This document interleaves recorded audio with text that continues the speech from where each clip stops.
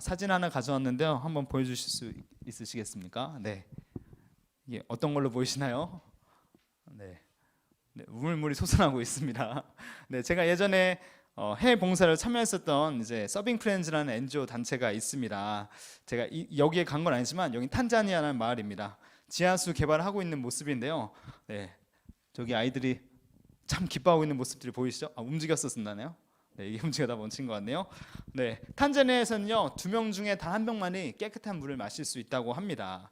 그리고 20초에 1명씩 이 수인성 질병 때문에 사람이 죽어간다고 합니다. 그래서 이들을 섬기기 위해서 한 NGO 단체가 마을을 돌아가면서 이 우물물을 파주는 일을 꽤 수년째 해오고 있습니다. 네, 그래서 이 아이들은요 물을 떠오기 위해서 20kg나 되는 물 양동이를 이기고 왕복 5시간의 길을 오고 간다고 합니다. 어린아이들 할 것 없이 다 마시고 살아야 되니까 그런 거죠. 근데 이 우물물이 터졌습니다. 막 이렇게 막 흔들면서 좋아하는 모습이 보여셨나요? 네, 저것만 봐도 참 행복한 것 같습니다.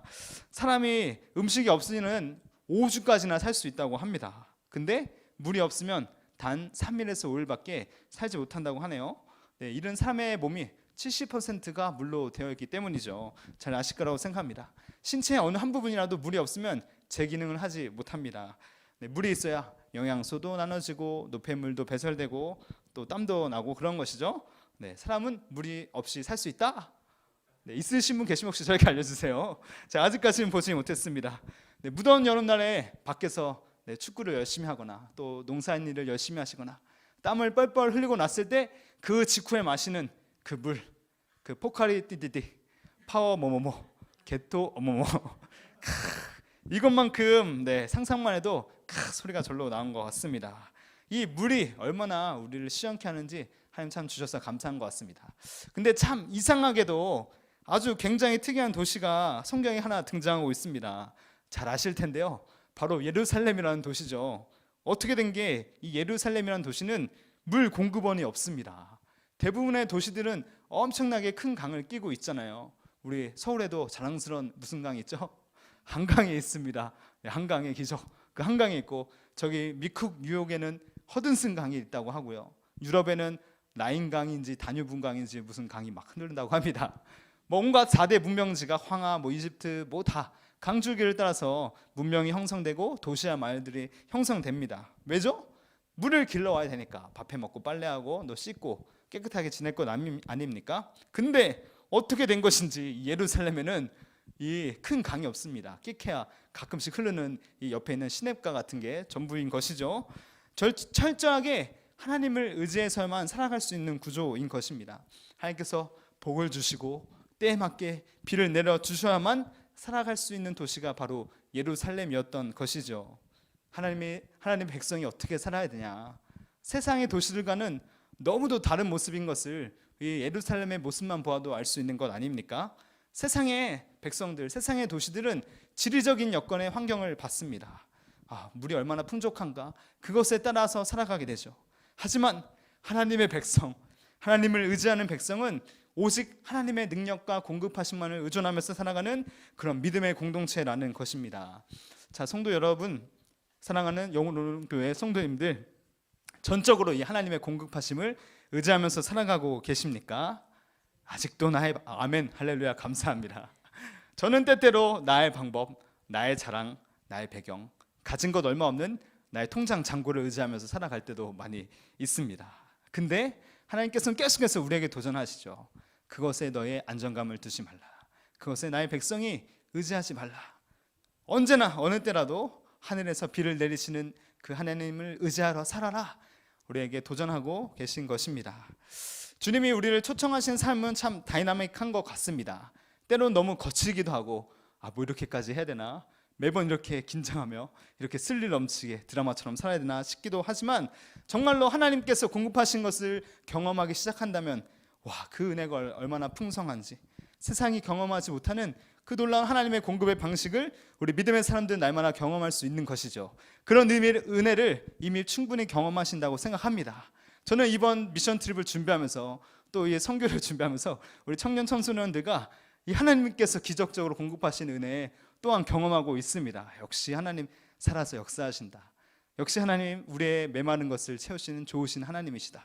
너무도 좋으신 하나님을 경험하고 있는 것입니다. 자, 우리가 함께 오늘 살펴볼 이 에스겔서 47장 말씀은요, 이 에스겔 전체에 이제 끝자락에 해당합니다. 사실 기승전을 살펴야 되는데 바로 결론을 뚝 갖고 와서 제 안에 죄송하고 아쉬운 마음이 있습니다. 그래서 그냥 간단하게 조금 에스겔서에 대해서 한번 설명을 하도록 하겠습니다. 에스겔서는 BC 593년부터 BC 571년까지 그러니까 대략 한 22년 동안 기록된 성경책입니다. 에스겔서가 처음 사역을 시작할 때는요, 북이스라엘이 아수르에게 멸망한 지 130년이 지난 뒤였습니다. 우리가 이제 한동안 예레미야 애가서도 묵상하고 또 지금 다니엘서도 묵상하고 있듯이 당시 근동의 상태가 매우 아주 혼란스러웠습니다. 여러 가지 왕들이 일어났다가 여러 가지 제국들이 일어났다가 내려갔다가 흥망성쇠가 막 요동치는 근동의 상황이었었습니다. 아수르도 바벨론에 의해서 멸망하고 또 이제 그 다음에 애굽도 바벨론의 느부갓네살이 무찌르고 막 고대의 패권들이 막 오고 가고 했습니다. 그때 남유다는 하나님만을 의지했어야 되는데 일이 붙었다가 예레미야는 애굽 의지하지 마 했는데 애굽을 의지했다가 그러다가 이제 쫄딱 망하게 되죠. 이제 느부갓네살에 보낸 군대가 쳐들어가지고 예루살렘이 그냥 멸망하게 됩니다. 우리가 그 모습을 예레미야 애가서에서 살펴보았습니다. 이스라엘 백성이 하나님 한 분을 온전히 섬기고 그분의 계명과 율례를 준수한 삶을 꾸준히 했었다면 이런 일이 벌어나지 않았을 텐데요. 하나님을 떠났기 때문에 멸망한 것이죠. 많은 상황들 때문에, 정치적인 상황들 때문에 우리는 예루살렘이 멸망한 것처럼 보이지만 성경이 줄기차게 얘기하는 것은 무엇입니까? 이스라엘 백성이 하나님의 율례와 계명을 떠났기 때문에, 하나님 의지하며 사는 것을 잊어버렸기 때문에 예루살렘이 멸망하게 되었다는 것입니다. 그 이스라엘 남유다의 마지막의 왕들 잘 아시지 않습니까? 므낫세 왕, 정말 지독하게 악한 왕, 우상 숭배하고 인신제사하고 아들도 막 버리고, 그 다음에 요시야 때 잠깐 신앙의 개혁 운동이 일어난 듯 했지만 또 이 요시야 왕이라는 사람이 무기또 전투에서 허망하게 죽어버리게 됩니다. 이스라엘의 개혁과 회복은 또 사그러지게 되죠. 그리고 그 다음에 여호아스 왕 때는 남유다는 다시 막 종교 혼합주의가 번성하게 됩니다. 애굽을 의지하지 말랬는데 애굽도 의지하고 그러다가 결국 많은 사람들이 이제 바벨론으로 포로로 끌려가게 됩니다. 1차로 끌려가게 되고 2차로 끌려가게 되고 3차로 끌려가게 되고, 이거 혹시 어성경에서 어떻게 하시는지 모르겠어요. 제가 옛날에 400년 막 이런 거 막 그림하면서 외웠었는데 아무튼 1차, 2차, 3차에 많은 사람들이 끌려갑니다. 그리고 여기 때 우리가 잘 아는 다니엘과 세 친구도 끌려가게 되죠. 그리고 요때 아마도 2차에 에스겔도 같이 끌려가게 됩니다. 약 25살의 날에, 제가 얼마 전에 25살이었는데요. 얼마 전에, 그렇죠, 얼마 전에 다 25살이셨잖아요. 아멘. 그 꽃다운 나이에 포로로 끌려가게 됩니다. 그 이국의 낯선 땅에서 얼마나 허망하겠습니까? 지금 이제 군대 입대를 앞둔 우리 청년들이 있거든요. 점점 표정이, 얼굴이 주색으로 변해가고 있습니다. 편하지 않은 곳, 익숙하지 않은 곳에서 살아가게 되는 것. 그 에스겔의 심정, 하나님의 백성이었는데 예루살렘에서 쫓겨난 그 심정, 그런 상황 가운데 있었는데 에스겔이 환상을 보게 됩니다. 에스겔서는 이 환상을 보는 것을 통해서 에스겔 1장이 시작하고 있습니다. 그 환상이 무엇이었나요? 에스겔 환상하면 저는 약간 심장이 벌렁거리기도 하고, 우와 멋지다, 웅장한데 막 설레기도 하고, 막 눈알이 막 여기저기 달려 있잖아요. 막 그런 거 징그럽기도 하고. 에스겔이 처음 본 환상은 하나님의 보좌의 영광이었습니다. 바퀴 달린 하나님의 보좌가 막 여기 나타났다가 저기 나타났다가 왔다 갔다 하다가 예루살렘에 있어야 할 하나님의 보좌의 영광이 갑자기 이 바벨론의 포로로 끌려가 있는 에스겔 가운데 뿅 이렇게 나타나. 이렇게 천박하게 나타나는 게 아니라 웅장하게 빠바밤 하고, 우와 이게 무엇이야? 왜 하나님의 영광이 내 앞에 나타난 거지? 그렇게 바벨론 땅에 하나님의 영광의 보좌가 나타난 것으로 에스겔서는 시작되고 있는 것입니다. 포로로 끌려온 중에 에스겔이 하나님의 선지자로 부름을 받는 것이죠. 그때 들려오는 하나님의 음성이 무엇입니까? 인자야, 이스라엘이 하나님과의 언약을 깨트린 것을 너가 고발하라. 그리고 그들에게 곧 임박할 심판에 대해서 너는 계속해서 경고하라. 너는 가서 나의 말씀을 전하라. 이 에스겔은 자신의 동족 가운데 하나님의 말씀을 가진 선지자로서 부르심을 받습니다. 그리고 에스겔이 한 거는 온갖 이상한 방법으로 하나님께서 심판하신다, 깨어있으라, 돌이켜라, 이것을 주구장창 이스라엘 백성에게 전달하는데, 포로로 끌려온 사람에게도 말하고 또 아마도 그 메시지가 저 예루살렘에 남아있는 사람들에게도 전달되었을 것입니다. 하지만 에스겔서 2장 4절에 어떻게 기록되어 있냐, 이 이스라엘 자손의 상태가 어떠한가 성경은 잘 기록하고 있습니다. 얼굴이 뻔뻔한 자들, 이스라엘 백성은 마음이 굳은 자들이라, 아주 뻔뻔하고 마음이 돌덩어리 같아서 하나님께서 어떤 마음으로 찌르더라도 그 마음이 가슴속에 와닿지 않는 상태, 그 상태가 지금 예루살렘에 속해 있는 이스라엘 공동체의 상태였다는 것이죠. 그래서 아무도 이 에스겔의 환상과 예언과 말씀을 듣지 않습니다. 이러던 중에 에스겔은 더욱더 충격적인 환상을 보게 됩니다. 그것이 바로 에스겔서 8장부터 10장까지 등장하고 있는 내용입니다. 무엇이냐? 그 아름답던 하나님의 성전에서 그 하나님의 풍성한 영광이 점점 하나님의 보좌를 벗어나더니 점점 문지방을 지나서 동쪽으로 가더니 아예는 와장창 하나님의 성전을 떠나버리게 된 것이죠. 에스겔 10장 18절 19절 말씀을 우리 한 목소리 함께 읽도록 하겠습니다. 여호와의 영광이 성전 문지방을 떠나서 그룹들 위에 머무르니 그룹들이 날개를 들고 내 눈 앞에 땅에서 올라가는데 그들이 나갈 때 바퀴도 그 곁에서 함께하더라. 그들이 여호와의 전으로 들어가는 동문에 머물고 이스라엘 하나님의 영광이 그 위에 덮였더라. 이어지는 11장에 가서는 이 여호와의 영광이 저기 동쪽 산에 머무릅니다.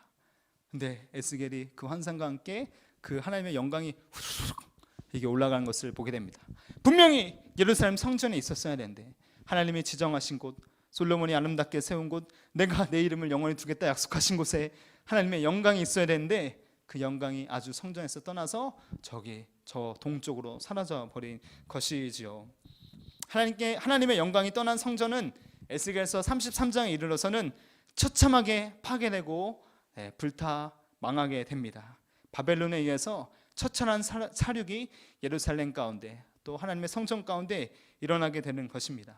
에스겔이 줄곧 말했었던 하나님의 심판이 결국에는 에스겔서 33장에 이르러서 응하게 되는 것입니다. 이렇듯 하나님의 경고, 하나님의 말씀, 하나님의 심판의 메시지는 결코 1.1억의 변화도 없으십니다. 지금도 마찬가지죠. 우리를 향하신 복음의 메시지가 있는데 다시 재림하실 예수 그리스도로 인하여 이 땅 가운데 임할 하나님의 경고의 메시지가 있는데 그 경고를 무시하며 사는 인생들, 복음을 듣고서도 회개하지 않는 인생들, 하나님의 말씀을 듣고도 그 굳은 마음 때문에 돌이키지 않는 심령 가운데는 어떠한 징계와 형벌이 내리더라도 결코 항변할 핑계거리가 없는 것입니다.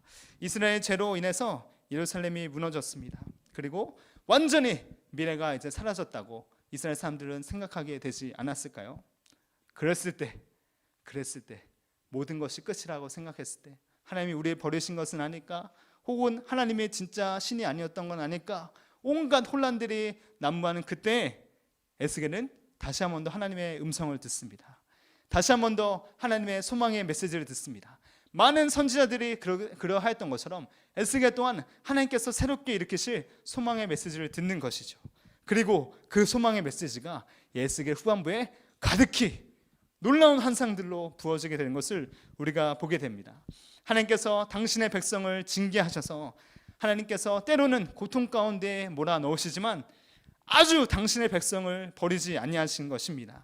당신의 자녀들을 하나님께서 맺으신 언약을 주님께서 스스로 파기하지 아니하시는 것입니다.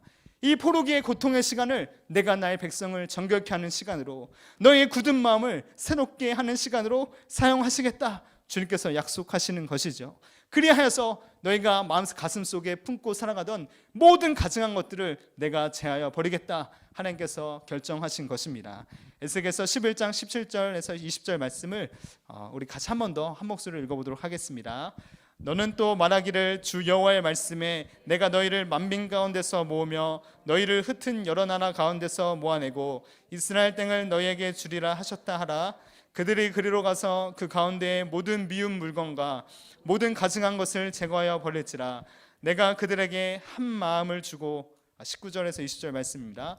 내가 그들에게 한 마음을 주고 그 속에 새 영을 주며 그 몸에서 돌 같은 마음을 제거하고 살처럼 부드러운 마음을 주어 내 율례를 따르며 내 규례를 지켜 행하게 하리니 그들은 내 백성이 되고 나는 그들의 하나님이 되리라. 아멘. 할렐루야. 그들은 나의 백성이 다시 될 것이라. 비록 예루살렘이 잿더미로 뒤덮였지만 수많은 사람들이 포로로 끌려갔지만 하나님이 그 상황조차도 사용하시겠다. 그 절망 가운데서도 일하시겠다. 하나님이 약속하고 계신 것이죠. 우리 인생에 어떤 고난이 찾아온다 할지라도, 어떤 고난과 실패와 좌절이 온다 할지라도 하나님께서는 결코 당신의 자녀들을 포기하시고 내버려 두시는 하나님이 아닌 것입니다. 그 고난과 황폐한 가운데서 하나님께서는 당신이 하실 일들을 하시는 것이죠. 우리의 굳은 마음을 다시 부드럽고 연한 그 소프트한 마음으로 변화시키는 하나님의 새 일을 시작하시겠다는 것입니다. 이 고난과 연단의 시간을 우리가 어떻게 통과해야 될까요? 에이 짜증나, 에이 죄송합니다, 너무 상스러운 말을 제가 했네요.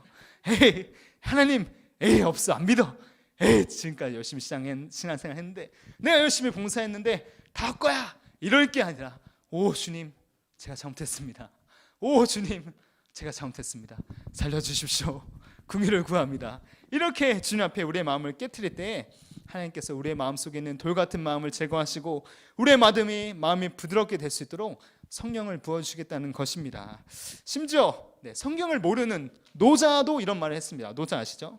딱딱한 것은 죽음의 친구고 부드러운 것은 생명의 친구다. 제가 수련회 때도 했던 얘기인데요, 아기의 볼따귀를 한번 만져보십시오. 굉장히 부드럽습니다.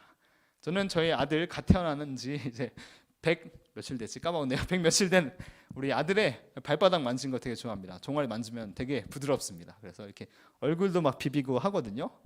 굉장히 너무도 말랑말랑해서 제 기분도 좋아집니다.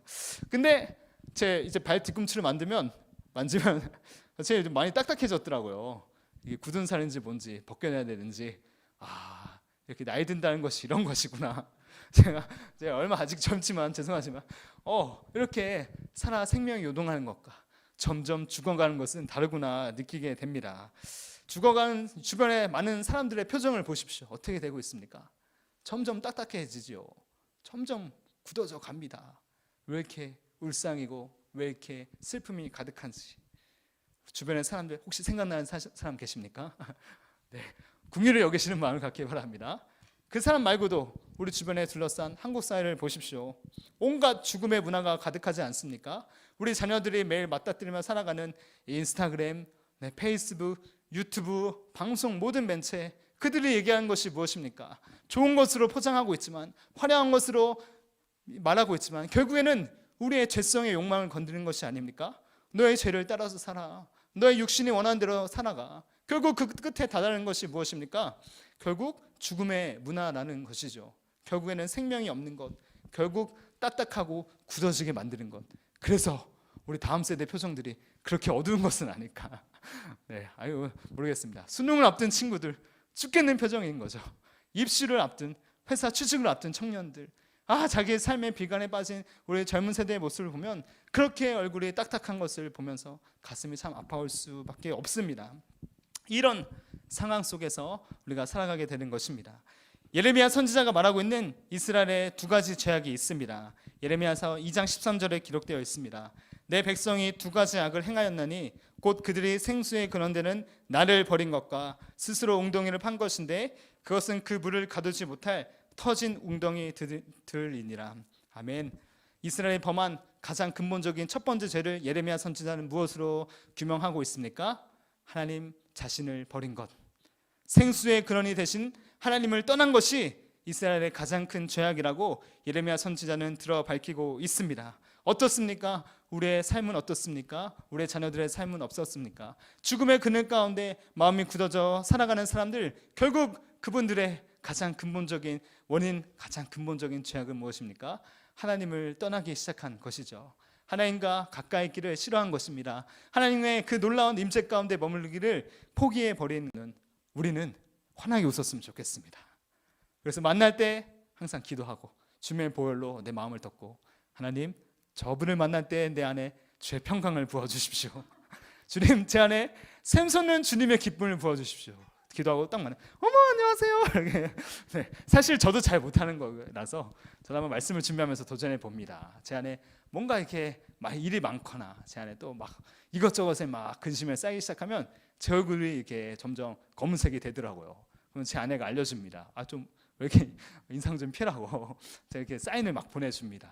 그러면 내가 지금 굳어지고 있구나. 혹시 내 마음이 하나님의 생명에서 떠나서 죽음의 문화에 다다른 것은 아닐까? 하나님이 아닌 그 어떤 다른 나의 욕망들을 너무 과도하게 따라가는 것은 아닐까? 한번 돌이켜 보게 됩니다. 그러니까 우리 안에는 하나님의 기쁨이 날마다 부어졌으면 좋겠습니다. 나를 뛰어넘는 하나님의 생명이 우리의 표정 가운데 드러나면 세상 사람들이 알게 되지 않을까요? 와, 저기는 하나님의 영광이 머무는 곳인 것 같네. 그러면은 우리 안에 하나님께서 놀라운 일을 또한 우리를 통하여 행하실 것 같습니다. 하나님의 약속이 있습니다. 굳은 마음을 제거하여 버리고 새로운 마음, 부드러운 새 마음을 너희 이스라엘 백성 가운데 충만히 부어주시겠다.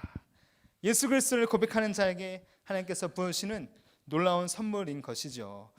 이렇듯 에스겔서 후반부에는 예루살렘이 함락된 이유, 하나님의 성전이 회파된 이유, 다시 하나님께서 회복시키시라는 놀라운 소망 메시지로 꽉꽉 가득 차 있습니다. 그래서 에스겔서는 묵상하면 묵상할수록 정말 가슴이 뜨거워지는 것 같습니다.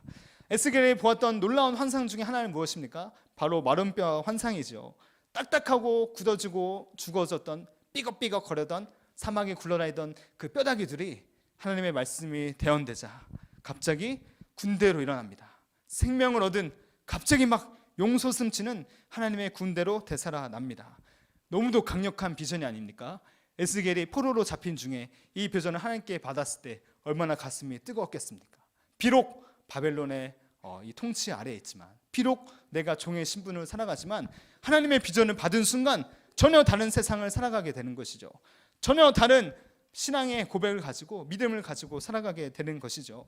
우리의 삶도 이와 같았으면 좋겠습니다. 비록 우리의 현실에는 아무것도 달라지는 것이 없는 것 같지만, 비록 다른 문제들이 해결되는 것 같진 않지만, 우리 가운데 막 재정의 풍성함이 막 넘치고 부어지는 것 같진 않지만, 하나님이 주신 그 비전, 하나님 우리 가슴 속에 심겨두신 그 하나님 나라의 열망 때문에 우리가 오늘 하루를 심장이 뜨겁게 살아갈 수 있는 그 축복이 우리 가운데 부어지길 원합니다. 히브리서 11장 1절은 기록하고 있습니다. 믿음은 바라는 것들의 실상이요 보이지 않는 것들의 증거니, 비록 풀한폭이 보이지 않는 메마른 땅이나 할지라도 하나님의 위대한 비전이 임하면 우리가 피곤한 무릎을 일으켜서 하나님의 말씀을 대언할 수 있는 것입니다. 마른 뼈야 되살아나라. 너희 죽음의 문화에 있는 너희 자녀들아, 우리 다음 세대들아, 하나님의 생명을 일어나라. 우리가 당당히 선포할 수 있는 것입니다.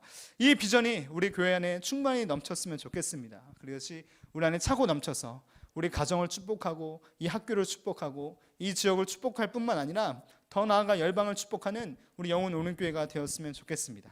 그러고 나서 에스겔서 40장부터는 하나님의 새로운 성전에 대한 환상이 기록되어 있습니다. 무너졌던 그 성전보다 훨씬 영광스러운 하나님의 그 새 성전의 모습, 그곳에 다시 돌아오는 하나님의 영광의 임재, 그리고 이 영광의 회복, 그 말미에 오늘 47장 말씀 성전 문지방에서부터 그 생수가 흘러나는 모습이 오늘 말씀에 기록되어 있는 것이죠. 메마르고 황폐한 인생 가운데 하나님의 영광이 회복되면, 하나님의 임재가 회복되면, 즉 예배가 회복되면 하나님의 생수가 마구마구 솟구쳐 나오는 것입니다. 이 일이 우리 삶 가운데 일어나기를 간절히 소망합니다. 우리의 무너진 가정의 예배 가운데, 우리의 무너진 회사의 예배 가운데, 이 세상의 죽은 문화 한복판에서 하나님의 영광의 회복으로 말미암아 우리가 거하는 곳에 하나님의 생수가 아까 그 화면처럼 이렇게 지하수 뚫는 것처럼 팍 이렇게 흘러나오기를 간절히 소망합니다. 우리의 마음속에 굳은 것들을 제하여 버릴 때 하나님께서 이 일을 행하시겠다 약속하고 계신 것입니다. 그러니까 이스라엘이 먼저 회복해야 할 것은 무엇이었습니까? 어떤 정치적인 광복, 어떤 정치적인 도움, 어떤 경제적인 도움, 어떤 위대한 지도자가 나타나는 것, 그것이 먼저가 아닙니다. 이스라엘에게 먼저 회복돼야 할 것은 하나님과의 바른 관계였었던 것이죠. 하나님을 올바로 예배하는 것, 하나님께 기도하고 그분의 말씀에 다스림을 받고 그분의 말씀 가운데 우리의 삶을 위탁하여 드리는 것, 그 일이 먼저 이스라엘 가운데 회복되어야 했었던 것입니다. 그러므로 우리의 인생에도 먼저 필요한 것이 경제적인 안정이 먼저가 아닙니다. 나를 번민에 빠뜨리는 그 문제가 해결되는 것이 우선이 아닙니다. 먼저 하나님과의 임재가 회복되어야, 우리의 예배의 제단이 회복되어야, 우리 가정 가운데 하나님의 말씀이 회복되어야 하나님의 능력이 우리 가운데 일어나는 것입니다. 하나님의 생수가 우리 가운데 솟아나게 되는 것이죠. 그 성전에서 시작된 그 문지방에서 조금씩 콸콸콸, 조금이지만 아마 콸콸콸 흘러나왔던 것 같습니다. 콸콸 흘러나오는 그 물이 이제 성전을 북문을 흘러서 동쪽 문을 지나서 점점 동쪽으로 흘러가게 됩니다. 처음에는 하나님의 영광이 동쪽으로 흘러가서 하나님의 영광이 떠났지만 다시 하나님의 영광이 임재한 다음에는 그 생수의 강물이 다시 동쪽으로 흘러가는 것이죠. 잘 아시다시피 천사가 측량을 합니다. 천척을 측량합니다. 한 550m를 측량합니다. 그랬더니 그 졸졸졸 시냇물 같은 것이 이제 발목을 잠기는 게 되었습니다. 또 천척을 측량합니다. 그러니까 이제 그 물이 불어나서 이 무릎을 잠기게 됩니다. 또 천척을 측량합니다. 그러니까 어디까지 오죠? 허리에 차게 됩니다. 어디서? 다른 강물이, 다른 시냇물이 유입되는 게 아닌데 어찌 된 거 너무 기이하지 않습니까? 하나님 나라의 은혜는 이런 것 같은 것입니다. 우리가 처음에 은혜로 시작할 때는 내가 구원 받았는지를 모르고, 내가 예수님 믿었는지도 모르고, 내 안에 성령이 임했는지도 모르고, 말씀의 능력이 뭔지도 모르고, 하나님 나라가 임하는지도 모르고, 우리 교회가 모르는지도 모르지만, 교회가 못하는 것인지도 모르지만, 근데 이 은혜의 강물에 계속해서 맡기다 보니 하나님의 말씀을 듣고 하나님의 말씀을 배우고 예배하고 기도하고 점점 그 은혜 나의 몸을 이렇게 맡기다 보니 점점 그 은혜의 강물이 깊어지고 또 천척을 측량해서 나아가니까 내가 완전히 잠기고 이제는 도저히 사람이 건널 수 없는 위대하고 큰 강이 된 것입니다. 할렐루야! 이렇듯 하나님께서 시작하신 은혜의 강줄기는 결코 마르지 않습니다. 그 은혜의 강줄기에 우리를 내어 맡기면은 하나님의 놀라운 그 생수의 풍성하심이 우리의 인생을 덮게 되는 것이죠. 우리 교회 공동체를 덮게 되는 것입니다. 천사가 에스겔에게 말합니다. 저 풍성한 강물 줄기로 옆에 선 나무를 좀 봐라. 나무가 얼마나 많냐? 그 성경에는 심이 많다고 되어 있습니다. 그냥 많은 게 아니라 심이 많다고 되어 있습니다. 나무가 한두 그루 가까스로 있는 게 아니라 아마 아마존보다 빽빽하지 않았을까. 네, 개인적으로 상상을 해봅니다. 온갖 나무들이 그 강줄에 쭈리를 내리고 마치 시편 1편이 생각나지 않습니까? 하나님을 복 있는 사람은 시냇가에 심은 나무와 같다. 철을 따라 열매를 쫙쫙쫙쫙 맺는 나무.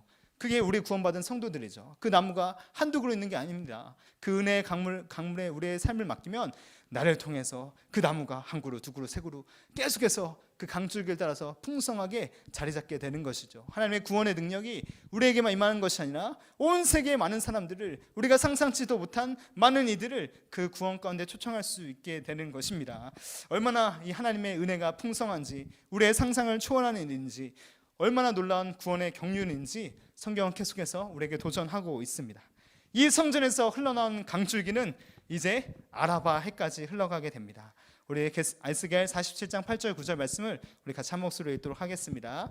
그가 내게 이르시되 이 물이 동쪽으로 향하여 흘러 아라바로 내려가서 바다에 이르리니 이 흘러내리는 물로 그 바다의 물이 되살아나리라.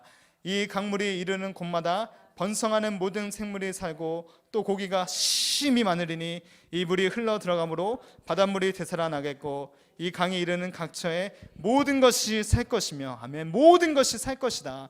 이 강이 닿는 곳마다, 아까 찬양했잖아요, 닿는 곳마다 새롭게 되네, 지우게 되네, 이렇게 회복되는 것입니다. 아라바라는 지역은 이 사해 북쪽 지역을 뜻합니다. 이 요단강이 되게 지대가 낮지 않습니까?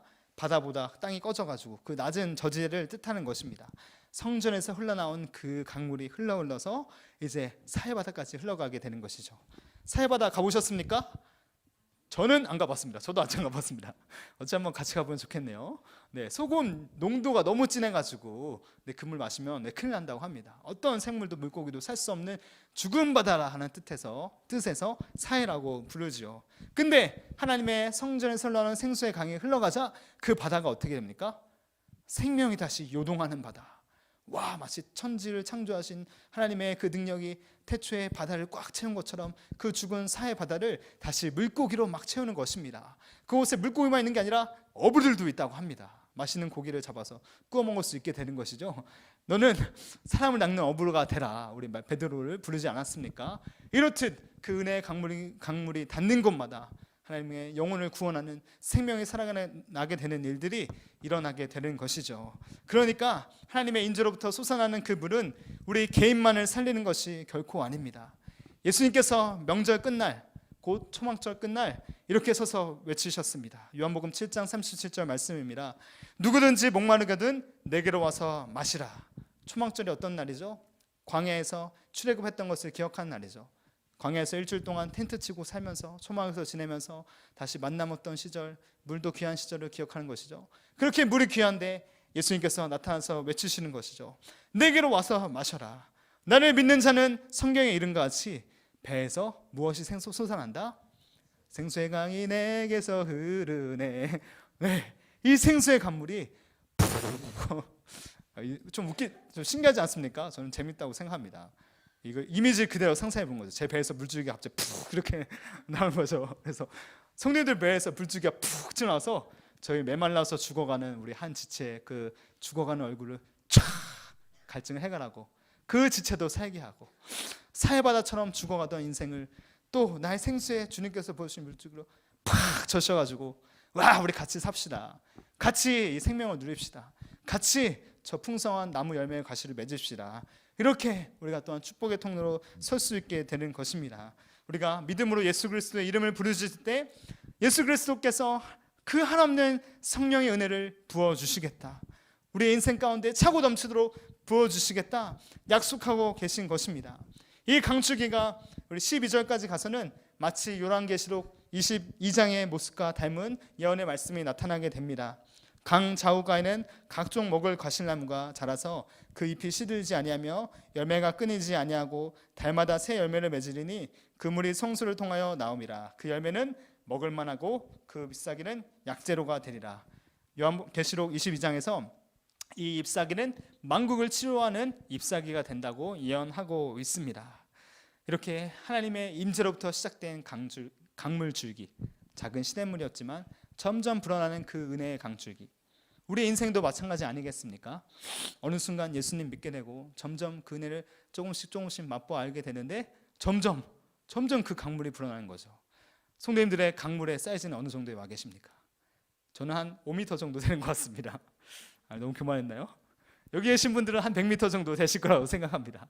이것에 아멘 할렐루야, 이것에 만족하지 않고 누구도 능히 건너지 못할 큰 강이 되었으면 좋겠습니다. 우리 영혼 오는 교회가 그런 큰 강이 되었으면 좋겠습니다. 더 나아가서 정말 막 바다로 흘러가는 그 놀라운 강줄기가 이곳 성전에서 들어지는, 이곳에서 들어지는 우리의 예배와 모든 모임의 임재의 장소가 되었으면 좋겠습니다. 태초에 하나님께서 천지를 창조하시고 에덴에 4개의 강줄기를 흐르게 하셨습니다. 그리고 사람이 그 땅에서 쫓아나게 되었지만 다시 하나님께서 이 에덴의 강줄기를 회복시키시는 것이죠. 다시는 저주가 없는 새하늘과 새 땅이 이 하나님의 거룩하신 임재로부터 시작되는 것입니다. 말씀을 정리하도록 하겠습니다. 정말로 사랑하는 성도님들, 우리의 배에서 이 생수의 강물이 흘러나기를 간절히 소망합니다. 이를 위해서 가장 중요한 것이 무엇입니까? 어떤 시스템이 아닙니다. 어떤 잘 짜여진 체계가 아닙니다. 어떻게 성경을 많이 읽고 얼마나 제자훈련을 많이 받고 또 교회가 얼마나 풍족한 시스템을 갖고 있고 결코 그런 것들이 아닙니다. 신앙생활을 얼마나 오래 했냐가 아닌 거죠. 바로 오늘 지금 내 안에 하나님의 거룩하신 임재가 있는가? 내가 하나님을 정말로 사랑하는 마음이 있는가? 하나님, 주님 이름만 불러도 좋습니다. 나 인생의 고민과 모든 불안과 염려들을 그냥 주님 앞에 부르짖으면서 하나님, 내 삶에 임재하여 주시옵소서. 하나님 오셔서 내 안에 굳은 마음을 제거하여 주시옵시고 오늘도 내가 주님께 기도할 때, 내가 주님께 부르짖을 때 부드럽고 정한 새 마음을 내 안에 창조하여 주시옵소서. 이런 고백이 우리 안에 울려 퍼질 때 하나님의 영광의 임재가 우리 가운데 임하고 또 그것이 누구도 거스를 수 없는 생수의 강줄기로 우리를 통해 흘러가게 되는 것입니다. 이 온 세상을 회복시키시는 놀라운 하나님의 비전이 우리로부터 시작되길 원합니다. 그냥 나의 인생 하나 구원받는 정도에서 그치는 것이 아니라 우리 가정이 이 놀라운 축복을 누리고 우리가 속해 있는 회사 공동체, 우리의 주변 지역사회가 이 놀라운 축복을 누리고 더 나아가서는 우리 영혼 오는 교회가 지금 잘 하고 있듯 열방을 축복하는 교회, 작은 은혜의 강줄기였지만 이것이 계속해서 하나님이 부어주시는 공급하심에 의해서 더 커지고 더 커져서 모든 나라를 축복하는 열방 공동체가 되었으면 좋겠습니다. 몽골도 축복하고요, 일본도 축복하고요, 인도도 축복하고요. 또 어디 가면 좋을까요? 마음에 주님의 비전을 주시는 대로 우리가 비록 지금은 작은 듯 보이지만 하나님의 은혜가 부어주시면 그것이 아무도 등이 넘지 못할 하나님의 크신 강줄기가 되는 것입니다. 이 일이 우리의 삶 가운데, 우리의 영혼으로의 모든 성도님들의 삶 가운데 하나님께서 역사해 주시기를 주님의 이름으로 간절히 축원합니다.